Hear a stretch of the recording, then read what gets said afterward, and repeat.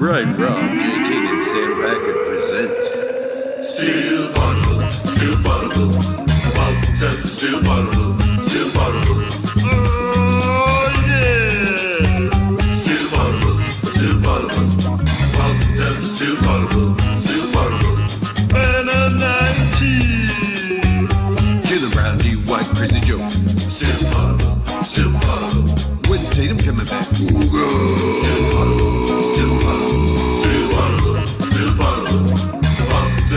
Bottle. Oh yeah! Come on, Long 48. Don't guy wants to win. Don't get the next generation. Let's go, your family Celtics. Let's go, baby. Let's go. Your family Celtics. Let's go. What up, everybody? This is Jay King from The Athletic. I'm here with Brian Robb from MassLive.com. Together, we are still potable. This is one of 2 free shows per week, which means we are presented by the CLNS Network and Prize Picks. If you want to sign up and get our show daily, we are Monday through Friday show. Sign up at patreon.com/stillpotable. You'll get all our episodes ad-free. But we give 2 away now. 2 away now for free to the people. We are coming to you today the morning after an absurd Celtics offensive performance. Just a ridiculous offensive performance. Sam Hauser finished one shy again of Marcus Smart's single game 3-point record. One day Hauser might get that, but last night was not that day. It seems like he's cursed. Every time he gets close, weird shit happens. Yeah, if it's not going to happen in that game on Saturday night, it's hard to think about a time you'll get a better chance because everything was set up for it, Jay. The man had a full quarter essentially to do it, and damn it, the basketball gods got in the way. And the Hawks, they started paying a little more attention to him, but it wasn't like they were totally selling out to stop him from getting the record. It wasn't like they got real prideful all of a sudden and were doing whatever they could. Like when Jalen got close to 50 against the Clippers started just going way out of their way to force the ball out of his hands to try to stop him from getting to 50. Whereas I didn't feel like Atlanta tried anything special to stop Hauser.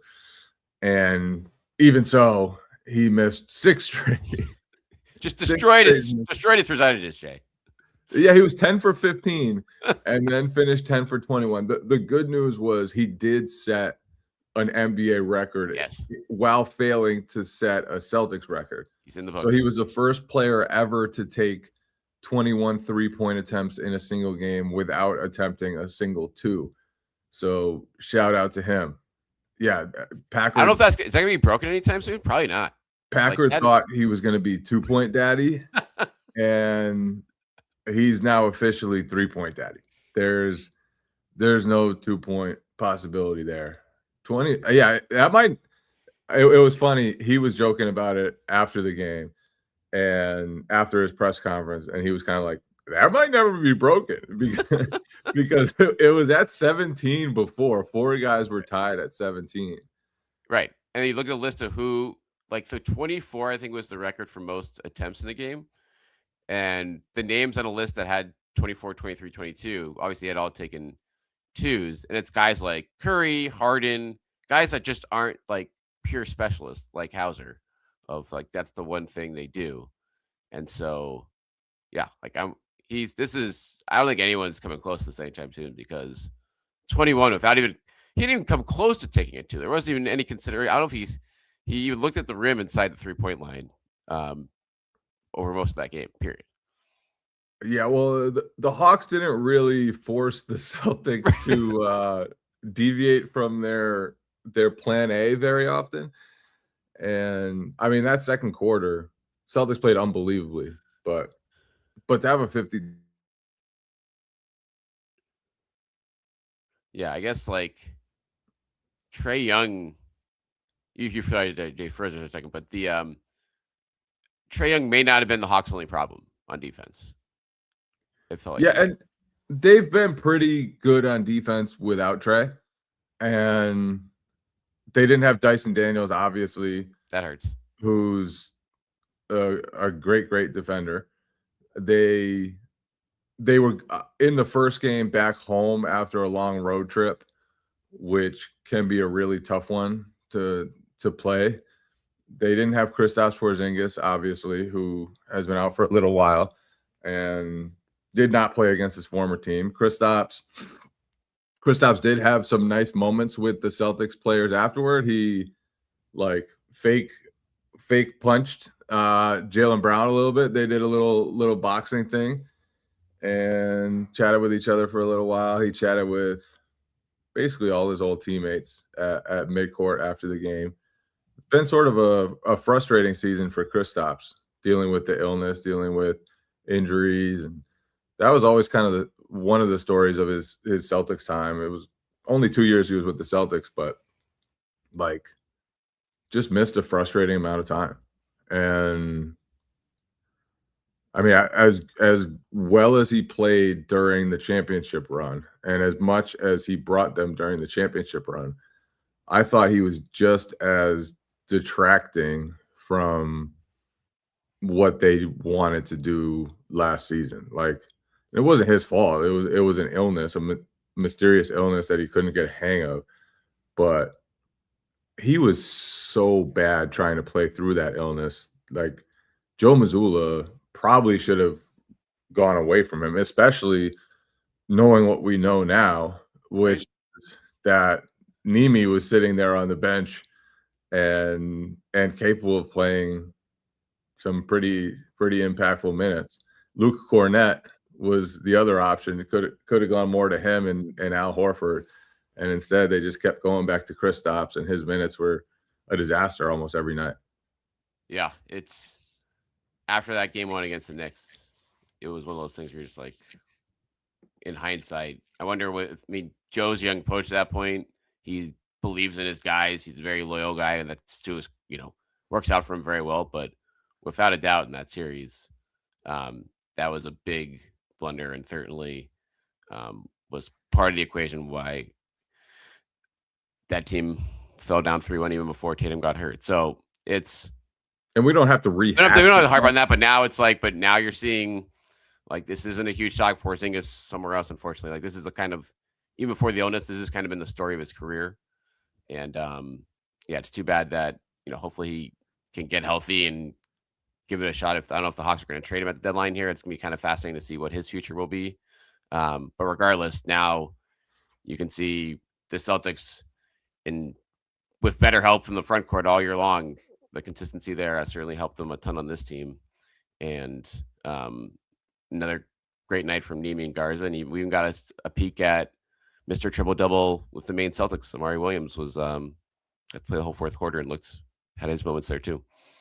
It's kind of crazy that the Celtics lost everything they did in their front court and have still gotten productive play from their front court for the most part all season. Obviously, the first month or so, every Luka Garza minute was a debacle, and then they had to go small and went to Josh Minot at center. But ever since they went back to Garza, he's been solid. The second unit's been solid, and then Nimi all year has just been giving them impactful two-way play where he's protecting the rim, he's finishing around the rim, he's just been a helpful player. And so to go from an embarrassment of riches in the front court to now having, two basically Anemi's a brand new starter. He was a fourth string last year. Luka Garza never played before. And you're still getting productive minutes out of them. And not only that, but those two guys have helped the Celtics create a brand new strength, which is offensive rebounding, which has been a huge deal for them. They've climbed to second in offensive rating. So it's kind of stunning that their front court's been as good as it has been. And it definitely has some flaws, some limitations that maybe weren't there last season. But the disaster scenario where Nemi's not ready for minutes and Garza is just not good, it's very much gone the other way where both of those guys have panned out and the Celtics are playing some great basketball. Yeah, I mean, before the season, we're talking about just bottom 5 front court in the NBA, worst front court in the NBA, all legitimate questions. And now they've been, like I said, after the first month, they've been a middle of the pack front court. And some nights even better than that in the NBA. And that goes a long way when you have everything else that's been going right for this team. But that consistency has been there ever since, the pretty much all year for Nemi and ever since Garza's come back in the rotation here. So it's huge. And on a night where, going back to the second quarter, Jay, of just like these performances, like you have one of these in Atlanta, you have one of these against the Clippers a few weeks ago in LA. And it is almost in these plays, it's like the Hawks and the Clippers were not like this bad. It was more like the Celtics were just this good on offense. And that's where I look at this team now and think, okay, like this is halfway through the season now, Jay. We are officially. They're on a 52 win pace. Their point differential is top 3 in the NBA, and they are just kicking the absolute crap out of what were some respectable defenses on any given nights. Even on a night they're not at full strength. So I don't know. This was just one on a long list of performances that makes me buy on this team more right now. I got a kick out of Miami Heat fans on Twitter being mad that Spoelstra benched Khalil Ware. That game especially. Because do people remember what happened when Khalil Ware played the Celtics the last time? Because they went right at him and got 3 after 3 after 3. I think they hit like 6 out of 7 threes or something to begin the fourth quarter. Just had ridiculous shot quality throughout that whole stretch, and were able to pick on him and abuse him and just torture him. And then Heat fans are gonna complain that Khalil Ware doesn't play. Did you watch that? Literally, did you watch that? He was an enormous minus, and the Celtics were able to pick him apart, and they can do that. They can just really make guys look bad. They have so much shooting, even without Peyton Pritchard last night in Atlanta. It's like Sam Hauser gets up 21 threes. They have guys who get volume everywhere. Derek White shoots a ton of volume now.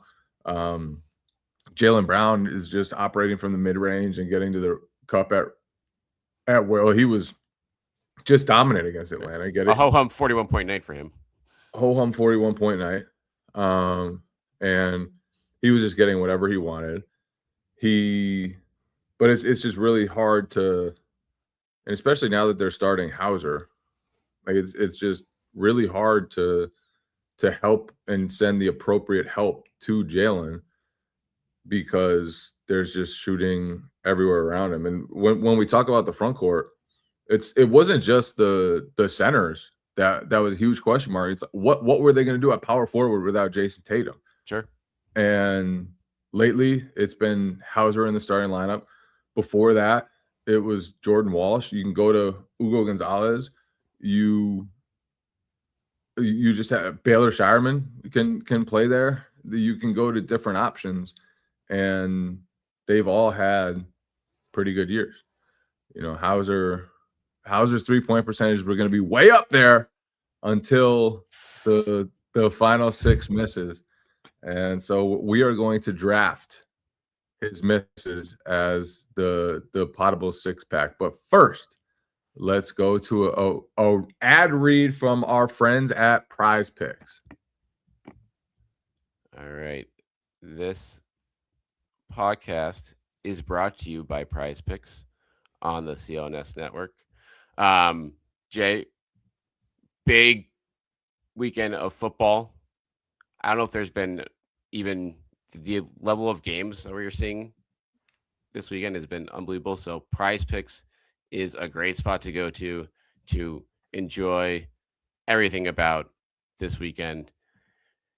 there's actually a special Prize Picks discount right now through the app on 3 p.m. Sunday. This weekend, CJ Stroud just needs 1 passing yard to win. So it's a pretty impressive promo on Prize Picks right now that listeners can take advantage of there.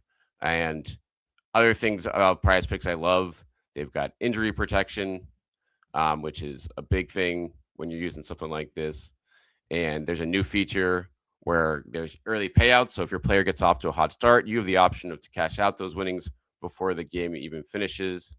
And at Prize Picks, whether you're starting a new routine or making picks for the first time, trying something can be hard, but life in Prize Picks, it always feels good to be right.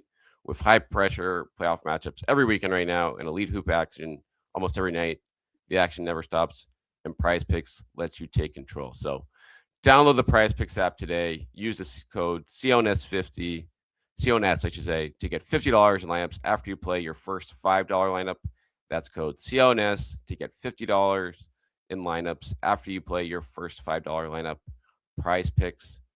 It's good to be right. All right. How are we going to do this? Set the parameters for this 6-pack. So we usually do snake drafts. I don't think we do snake draft here.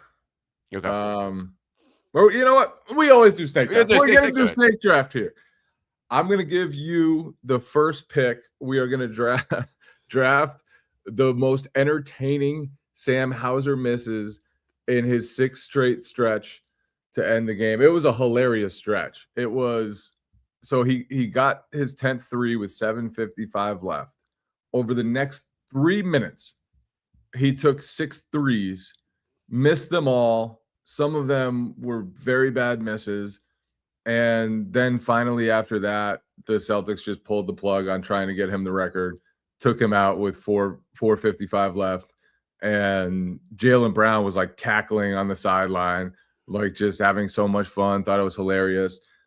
Jaylen, after the game, was like, oh, yeah, that stretch was terrible.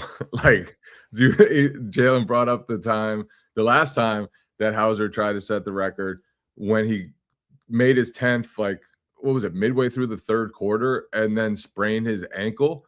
Yep. And so he didn't get a chance to beat Marcus Smart there. Sweetie, your colleague at Mass Live, thinks that Marcus Smart has set a curse on the record and that it will never fall.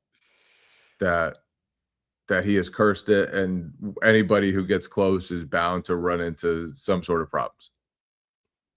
It's a fair point by Sweetie. It's certainly trending in that direction. Yeah, so I look back at all these 6 misses this morning. They were majestic. I mean, this is just dynamite stuff. This is a really tough first pick. I am going to go with his 2nd miss, though, which was a pass back to him off an offensive rebound, and he just did the step back turnaround 3, I believe, over Okongwu. And that's just, it got to a point where we got into desperation mode really quickly for Sam Hauser. There weren't many clean looks here, but the fact that we're doing that in a 40-point game with 14 left on the shot clock, this was immediate being like, I just want to get this done with now, and I don't care how obvious I'm going to make this. We're gonna go balls to the wall here, and yeah, that one missed pretty poorly. Yeah, it was just special. It really was. My first pick is going to be his 3rd attempt during this stretch. So he came around a screen, had literally no separation. There was a defender in his face. He leaned in and shot a 3 that, like, under no circumstances would he have ever tried if he wasn't hunting for a record. And the unspoken part of this is, like, he needed 2 threes. Yeah. He had 8 minutes left, and he needed 2 more threes. And when you think about it, like, you think he has a lot of time, 8 minutes left to make at least 1 3, preferably 2. And then you're like, 2 threes in a quarter? If you do that all the time, you make 8 threes per game. That is a lot of threes to make in a quick amount of time, especially when the defense knows that you're red hot and they're going to be guarding you. So he was just firing.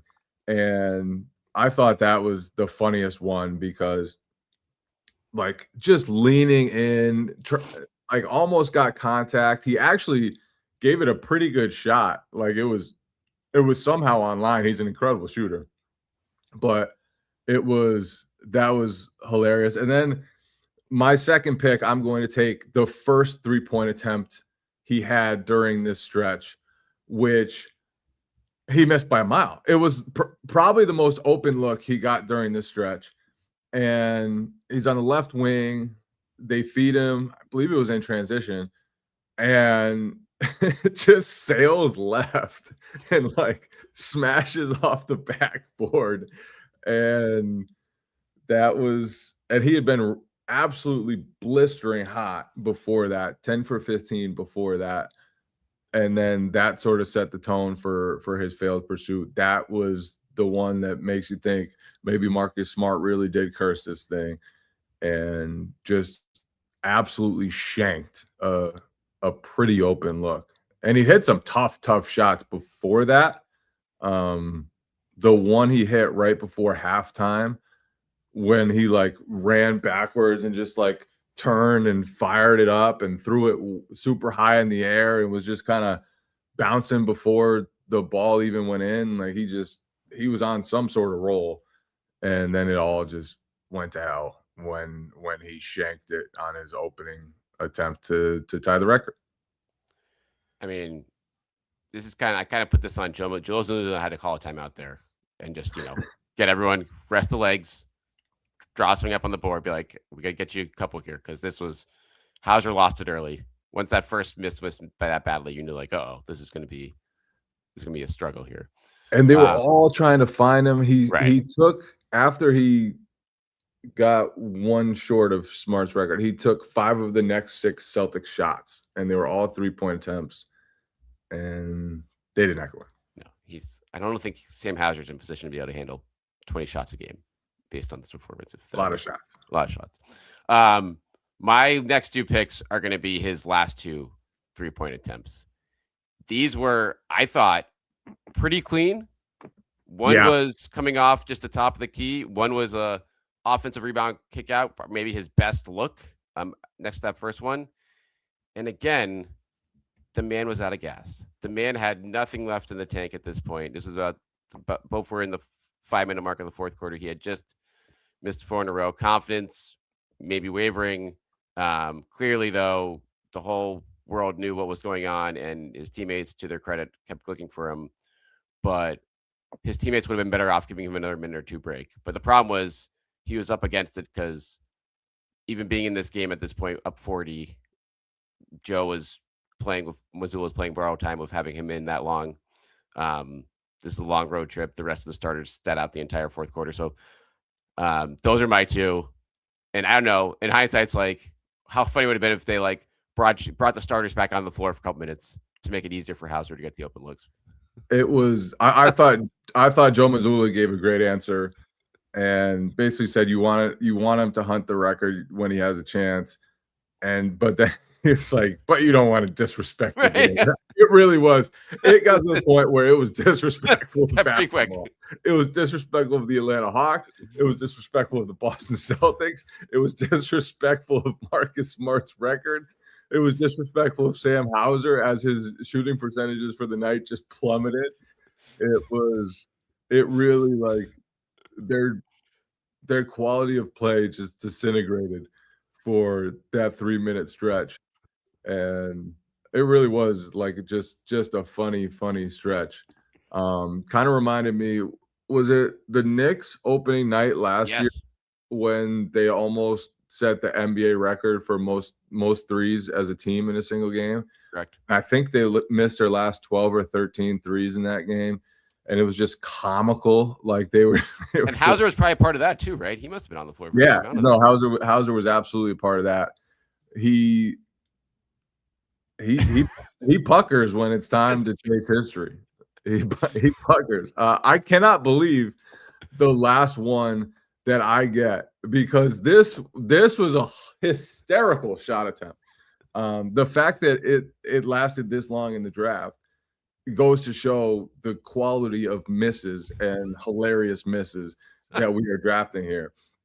So 6 minutes left. He had just missed like the leaning, like nonsense going to his left, and or and then he comes with the dribble. It's kind of laying the shot, and he does a shimmy pull. In whose face was it? I can't tell whose face that is. Shimmy pull with a defender right in his chest, leans in, misses, and then understands it's going to be a miss immediately and races after it, follows his shot all the way to the rim. It was a very funny miss. The shimmy pull. Was it Kispert? Yeah, it was with Kispert like literally in his chest, and Hauser knew it instantly that shot wasn't coming close. But those 6 misses, it was something else. It was something else. It was a sight to behold. It was great. Like at the end of a 40-point blowout, to have that type of entertainment was just fantastic. At the end of it, like Amari Williams was out there and they still had Hauser out there. They were clearly just trying to get him to tie the record. Just couldn't get there. Just could not get there. Couldn't finish the quest. It almost deserves an oral history, I feel like. Those attempts, like that's when you have to read that in the Athletic in a maybe later this season, Jay. I should have written an oral history of Sam Hauser. It's tough to do that on the night of, but maybe that would have been awesome. It would have been that would have been my most proud moment on the Celtics beat. It really did deserve that. The second quarter could have used one too. Right, I mean that could have exactly. It's kind of got buried 52 there. Points in the second quarter. 17 for 26 as a team. They hit, I believe it was 11 3-pointers in the quarter. 73% from 3. 11 for 15 from 3. They just kind of touched God for a quarter. They fell 2 points shy of the franchise record for most points in a quarter. That's pretty good. Not bad. We haven't talked about this guy, and we haven't even talked to you since the Miami game. Where are you with Simons right now in general on this team? Obviously, they're like the Packer and I talked about how the whole fan base, or not the whole fan base, but you got to keep him now. He's playing too well. He's too important. Obviously, that was potentially could always happen anyway, but is this stretch influencing you at all in terms of how you think this will be broached, or is this still got to still keep big picture ideas in mind with this team going forward, despite how well they're doing right now? I think it's not just about the big picture, because Jason Tatum is coming back. Yeah. And that will change everything. Like, you're bringing back a 28, 30-point a game scorer who's going to have the ball in his hands a ton, and it's going to impact the touches and shot attempts of everybody from Jaylen Brown down. And when you get to Anthony Simons, who's coming off the bench and doing a great job, like, salute to Anthony Simons. He's bought in. He's competing defensively.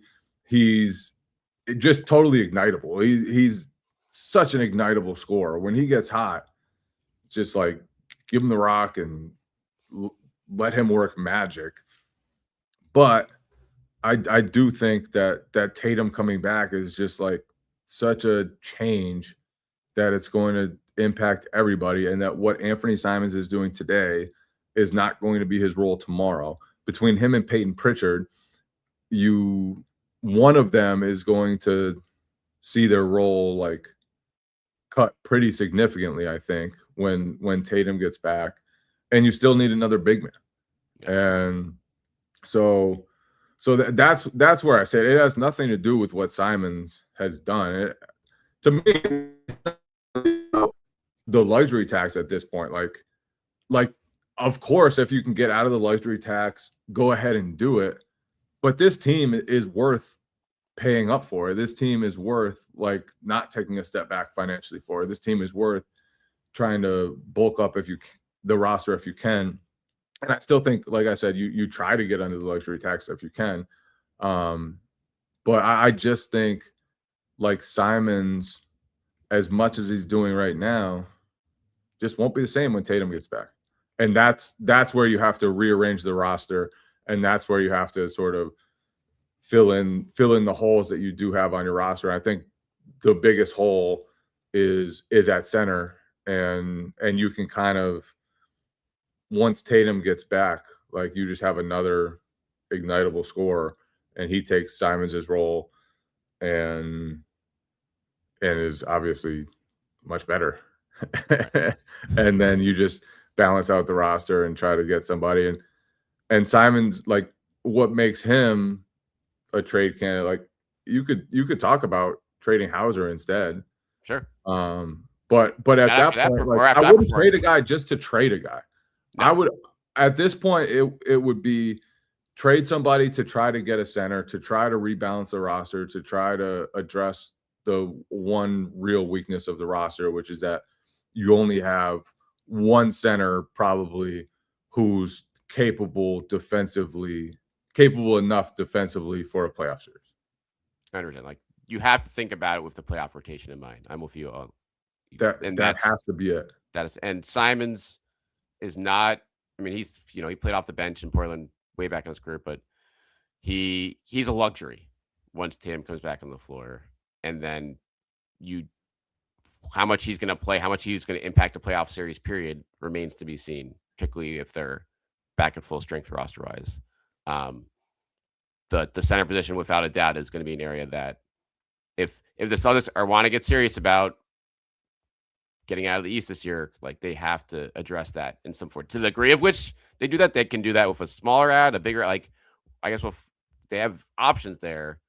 But in my mind, that needs to be addressed in some fold. And Simons is, I think, maybe the easiest way to do that, just from a I think, what if they like used one of their younger wings and like Xavier Tillman to try to go after Day'Ron Sharpe and like picks. Right. And that would be fine too, I feel like. I mean, that's the point of, like, a move like that, I think, has become more possible with the last few weeks, from the standpoint of being like, all right, can we address this? Can we upgrade the center spot and leave everything else intact, if you will, for the rest of this year? But you're obviously, to get something, like, you're going to have to give up something, like, and if you're going to give up a young wing or Simons, like, I think that's a debate too, given how well, again, these wings are going to be luxuries too once Tatum comes back, but they've also shown something, and they're under cost control for a few years now. So it's going to be fascinating to see what direction they go in on that front too. Has it got to the point where Bill Chisholm's going to look bad if they do trade Anthony Simons? Like, if they trade him and shed X amount of dollars, is he going to look bad if that happens? I think it depends on what's coming back. Yeah. Like, if they cut money, but you still get a legitimate big man coming back, I don't think you can knock that at all. I think that's just smart. That's just smart business. And yeah, like, if you're saving $40 million this year so you can spend that money next year, like, that works too. If they trade Simons for, like, I don't know, Nurkic or something like that, where you get cost savings, and then it's like, all right, what's Nurkic going to do in a playoff series? That sort of move, I think that's the one you can be like, all right, is that the direction they should have gone in? Yeah, I think that type of move was on the table over the summer. For sure.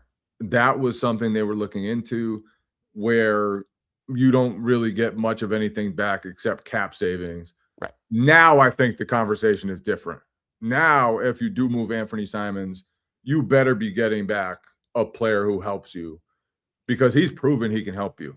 And he's proved, like, their offense has been pretty much unstoppable for 2 months now. Yeah. It's wild. 2 months now, nobody can slow them down. Jaylen Brown has been going off, and the shooters around him just drain shots, and they get a ton of offensive rebounds. They never turn the ball over. And Simons has come in, and that bench has just crushed people. They've crushed people night after night. And Simons, I think he's up to, like, he's shooting over 50% from three in January. His plus minus numbers in December were off the charts. Again, that's not all just him, though. That's more of a tribute to the bench. But his consistency has been there for 6 weeks now, it seems like.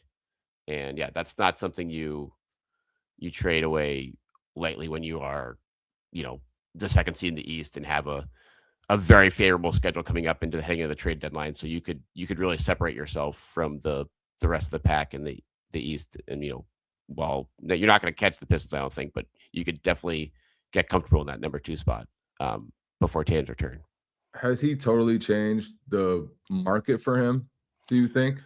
Like, are there teams that wouldn't have been interested 2 months ago that are now looking at Anthony Simons and thinking, you know what? We thought this guy might be empty calories before. He's clearly not empty calories. He just needed better players around him, better system, better coaching. And now he's doing all the same things he used to do offensively, but he's also contributing to winning. He's taking away nothing from the guys around him. He's competing defensively. And you know what? Like a Houston or somebody is like, we could plug this guy in and he would make a big difference for us and give us a level of shot making and playmaking that we just don't have right now. And also we could get away with it defensively because of the way he's competing. Right. It's fascinating to think about, like what I don't think the problem with Jay is I feel like, again, the guard position is so deep around the league. I don't think there's many teams where it changes on, but if you're just a couple, like Houston, I think it's a big one. I don't know how much they're willing to offer, how much the Celtics would be interested in what they're willing to offer there. But then you go up and down like the Eastern Conference. Obviously, like a team like the Bucks are in desperation move. They certainly could use some more offensive firepower. I know, to say the least.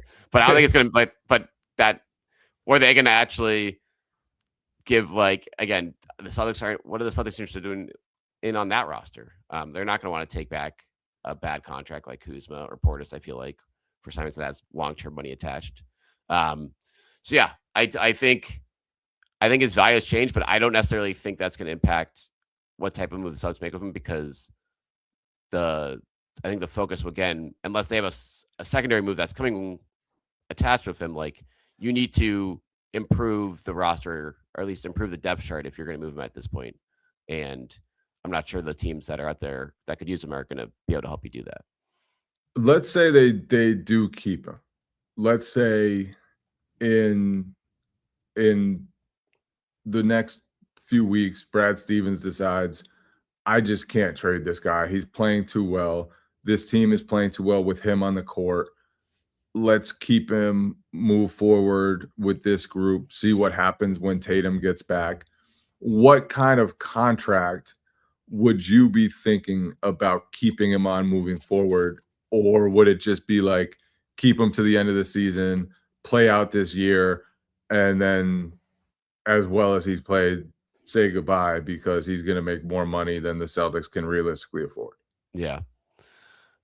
It's probably going to be I guess I'd top out at like a mid-level money for him. And it'd almost be a situation where it's like fitting in on the payroll for this team going forward. It's like a him or Hauser situation, probably. And I don't think you can afford to keep both of those guys making $10 to $15 million a year. If you knowing that you need to add at the center position going forward. But yeah, if he plays at this level, he's going to get a real offer in free agency. And I think that's thanks for your time, Anthony. But we have a bunch of younger, cheaper guys that we need to build around Tatum and Brown with. Where are you at? It's gotten fascinating. It really has. And Brad has a huge decision to make over the next few weeks.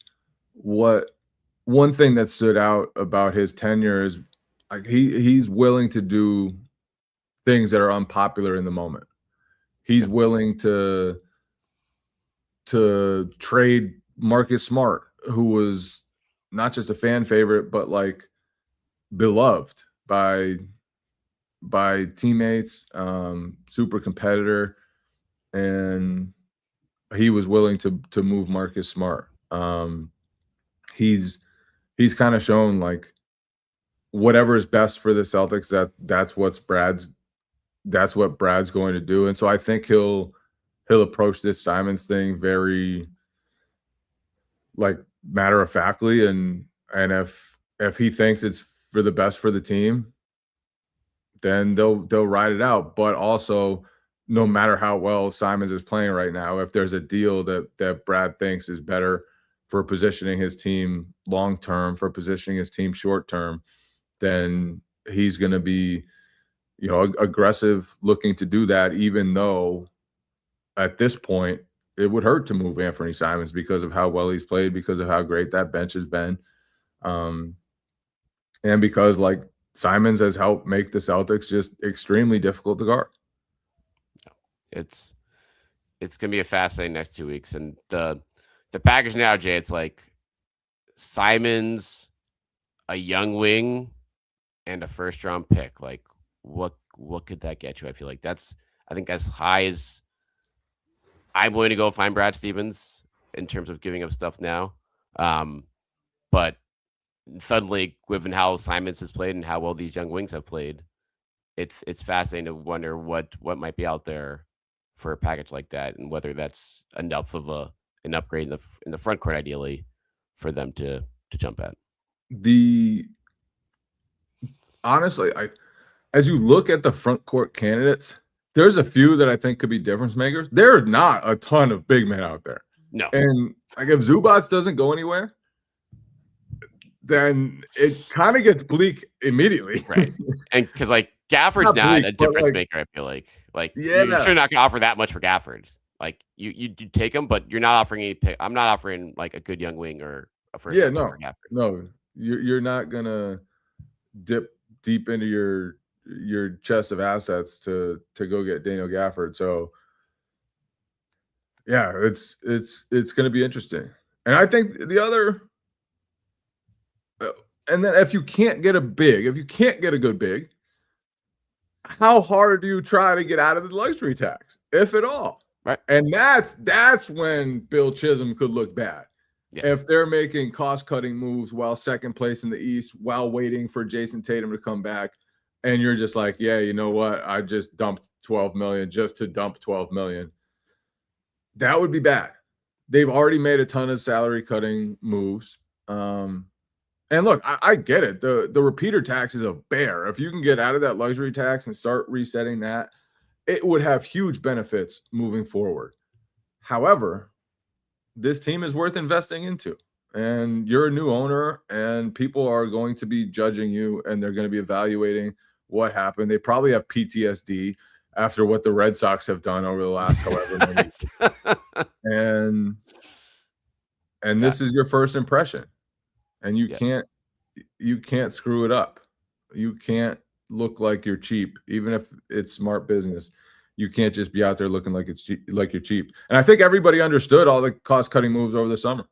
They worked out. There was no criticism of that, and I didn't think there should be criticism of that. Jason Tatum was out.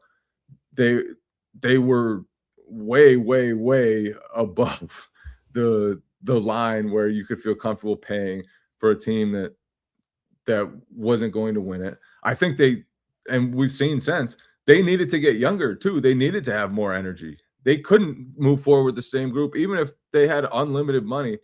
If you would move forward with the same group, I think you run into some of the similar problems, which is that you were getting older, you were getting slower. The league was getting younger, the league was getting quicker.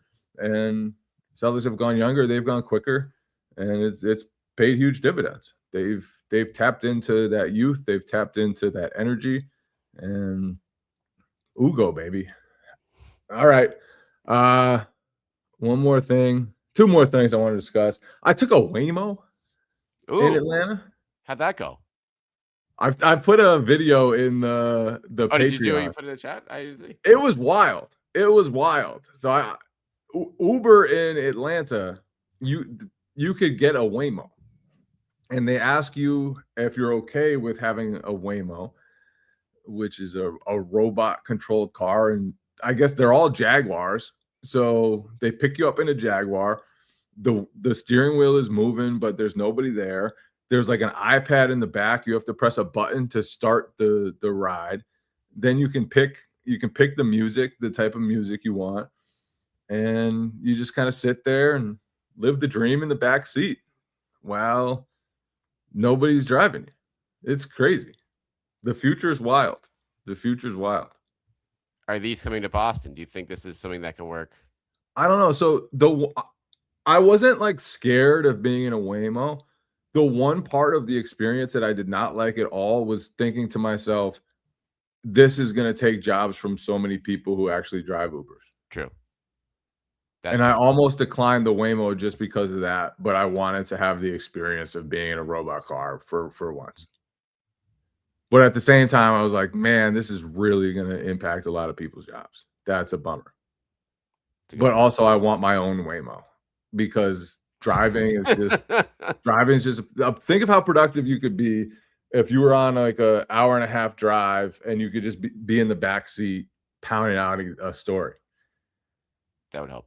You could go so many places. You could do so many things. All right, point 2. The Bills were weak. I told you, people, the Bills were weak. I wanted the Patriots to be the ones to end them. Now Jarrett Stidham is waiting to face the Patriots. This is the AFC Championship game today. All those Bills fans who were in my Twitter mentions when the Patriots collapsed against them, that was your Super Bowl. You don't know what success in the Super Bowl is like. You win a game in week 14 or week 15, whatever that was, and you think you've won the Super Bowl. 5 turnovers. 5. Josh Allen got the ball back in overtime with a chance to end it. What happened? Could not get it done. I feel bad for that city. I feel bad for Josh Allen. But he had what, 4 turnovers? Yeah. You cannot win a road game with that many turnovers. You cannot be that sloppy and win a game on the road. He's crying. He's saying he let everyone down. You know what? You did, Josh. Every other year, you could look at it and say, you know what? This was everybody else's fault. Josh Allen played like Superman. This year, as vulnerable as the team was around him, as few weapons as he had a great chance to beat that Broncos team and just could not get it done. The Broncos have a great defense, don't get me wrong. He hung 30 on them. He was outside of the 19 turnovers. He had a pretty good game, I guess. But Bills fans, don't you know how this goes by now? Don't you know that in week 14, when you're yelling at me, just the pain and destruction that's coming for you? Don't you understand that? You should. You've had a lifetime of it. Nope. No more Mahomes standing in the way. So I watched the game with Bontemps, who's a Bills fan. He grew up close to Buffalo, and they've just beaten him down. Like he doesn't even expect to win at this point. He just kind of understood that pain was coming for him, and understood that it was going to end badly. Whether it was this week, next week in the Super Bowl, he just knew it was going to end badly somehow. I kind of felt bad for him watching that game because he never even let himself hope. It was just like he knew that death was coming for him. Yeah, but that was something else. I guess Derek White said that during the first quarter of the Celtics game, he kept asking Celtics PR guy Brian Olive for updates on the game because he's a big Broncos fan and was wondering what was going on in that game. After the game, he was literally watching Jarrett Stidham highlights on his phone. That must have been a 2-minute video. Into Jarrett Stidham.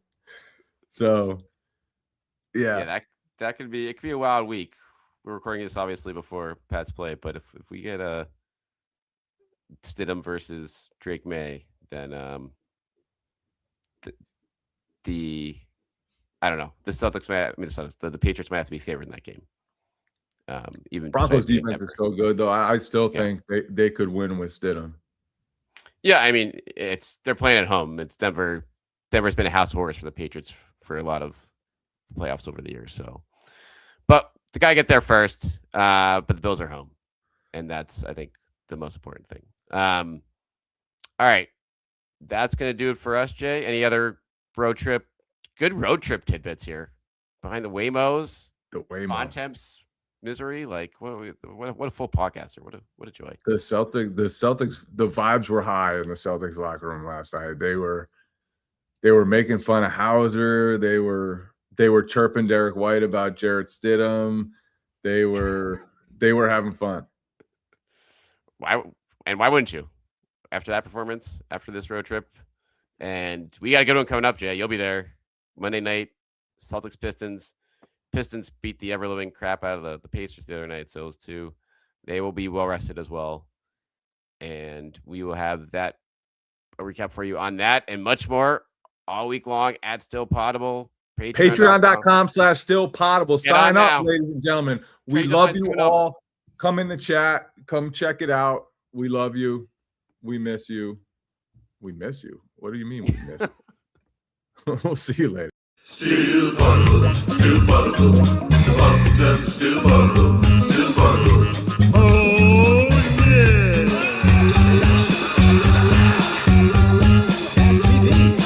Slow down from eating and drinking and all that wild stuff.